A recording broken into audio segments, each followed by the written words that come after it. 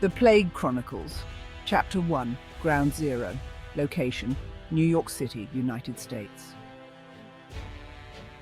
Dr. Emily Carter, a dedicated mycologist based in New York City, finds herself deeply immersed in the complex and often mysterious world of fungi. Emily was used to late nights at the lab. As a mycologist at the forefront of fungal research, her work often consumed her, leaving little time for anything else. The sterile, fluorescent-lit lab had become a second home, its familiar hum a background to her meticulous study of the microscopic world of fungi. The smell of agar and chemicals was almost comforting to her. Emily had always been passionate about her work. From a young age, she was fascinated by the natural world, especially the often overlooked fungi. Her parents had indulged her curiosity, letting her roam the woods near their home, collecting samples and observing their growth. This curiosity turned into a career, and Emily became one of the leading experts in mycology. Despite her professional success, Emily's personal life was far from perfect. Her marriage had ended in divorce 2 years ago, partly due to her workaholic tendencies. Her ex-husband, Mark, had grown tired of competing with her research for attention. Now Emily's world revolved around her 7-year-old daughter, Lily, who was the light of her life. On this night, Emily was engrossed in analysing a new strain of cordyceps. The fungus, known for its mind-controlling capabilities in insects, had always fascinated her. She was so absorbed in her work that she almost missed the ringing of her phone. When she finally picked up, the voice on the other end was urgent, almost frantic. "Dr. Carter, this is Dr. Reynolds from the CDC. We have an emergency situation. A new fungal infection is spreading rapidly through New York City. We need your expertise immediately." Emily's heart skipped a beat.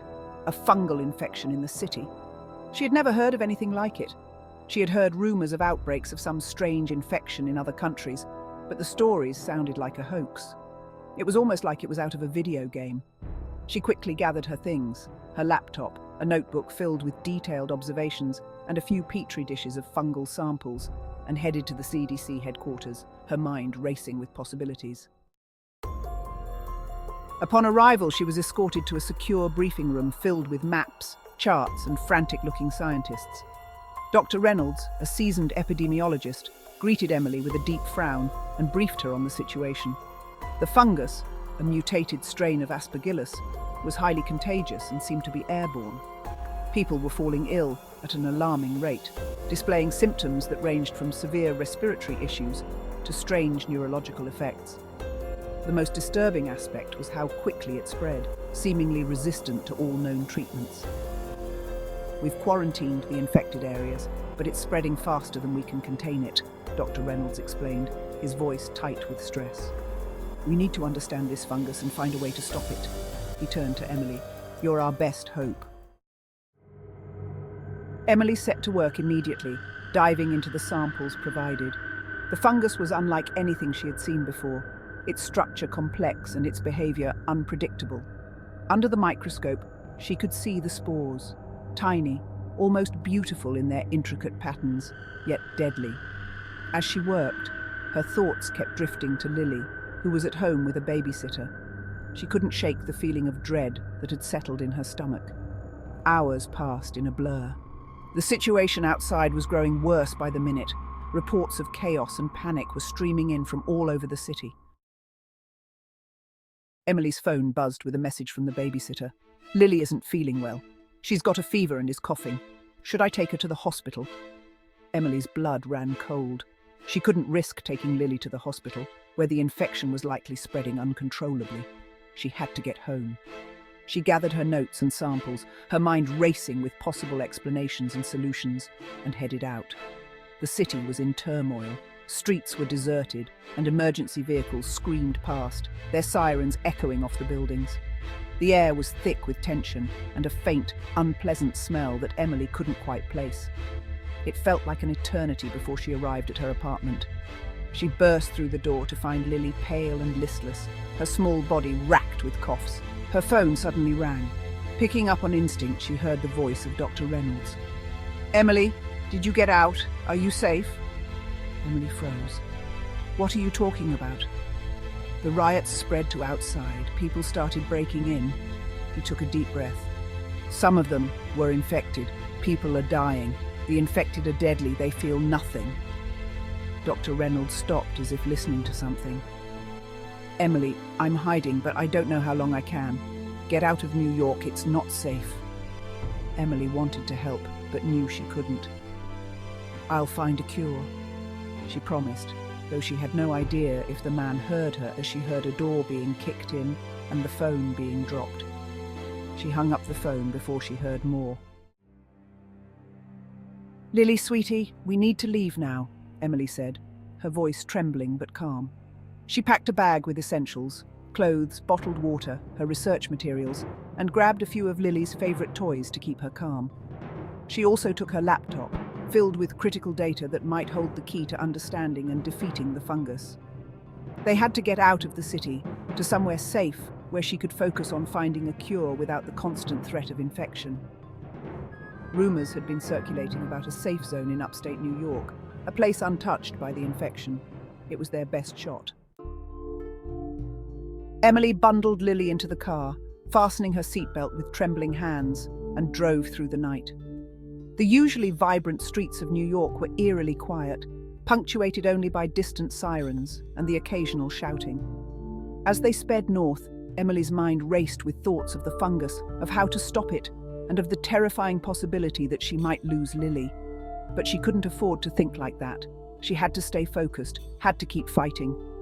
The landscape changed from city to suburbs to rural roads, the oppressive lights of the city giving way to the dark tranquility of the countryside. During the drive, Emily glanced at Lily in the rearview mirror. Her daughter's face was pale, eyes half closed, but she managed a weak smile when she caught her mother's eye. Lily was a bright, curious child, much like Emily had been at her age. She loved reading about nature and often asked Emily to tell her about the different fungi she studied. Emily's heart ached at the thought of losing her. She remembered Lily's last birthday, the way her eyes had lit up when she saw the microscope Emily had given her. Emily could not help but think of her parents and wish they were here to keep her grounded. Her father, a botanist, had been her first teacher. Her mother, a nurse, had taught her the importance of compassion and care. Those lessons had stayed with her, shaping her into the scientist and mother she was today. As they drove through the dark, empty roads, Emily's phone buzzed with an incoming call. It was Mark, her ex-husband. She hesitated for a moment before answering, her voice tense. "Emily, I've been trying to reach you. Are you and Lily okay?" Mark's voice was filled with concern. "We're fine, Mark. We're heading out of the city to a safe zone upstate," Emily replied, trying to keep her voice steady. "Thank God. I heard about the infection on the news. Emily, be careful. And I'm sorry for everything. I know how hard it's been on you," he said, his voice softening. Emily felt a lump in her throat. Despite their differences, Mark still cared. "Thank you, Mark. Take care of yourself too." The conversation left Emily feeling a mix of emotions. She focused on the road ahead, the rhythmic sound of the tires on the pavement calming her nerves. She thought about the people she had left behind, her colleagues at the CDC, and the countless others struggling in the city. She wished she could do more, but right now, her priority was Lily. Emily glanced at her daughter, who was asleep in the passenger seat, her breathing shallow but steady. She vowed to herself that she would find a way to save her. She would find a way to stop the fungus and restore order to the world. But for now, all she could do was drive, heading towards the rumoured safe zone, clinging to the hope that they would find sanctuary and a chance to survive.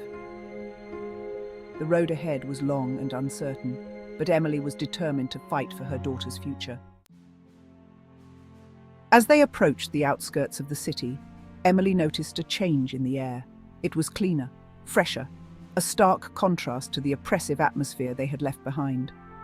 She took a deep breath, feeling a glimmer of hope. They still had a long way to go, but for the first time in hours, Emily allowed herself to believe that they might just make it. As they drove on, Emily began to formulate a plan. She would need to set up a makeshift lab once they reached the safe zone. She would contact other scientists and share her findings. The world was facing an unprecedented crisis, and it would take a collective effort to overcome it, but Emily was ready. She had always thrived under pressure. and this time the stakes were higher than ever. Emily glanced at Lily, who was still asleep, her breathing more even now. "Hang in there, sweetheart," she whispered. "We're going to get through this, I promise." The road ahead was full of uncertainty, but Emily was determined to fight for her daughter's future. She tightened her grip on the steering wheel and pressed on, driven by a fierce resolve and the unbreakable bond between a mother and her child. Join us next time as we explore the story of Sergeant Miguel Alvarez.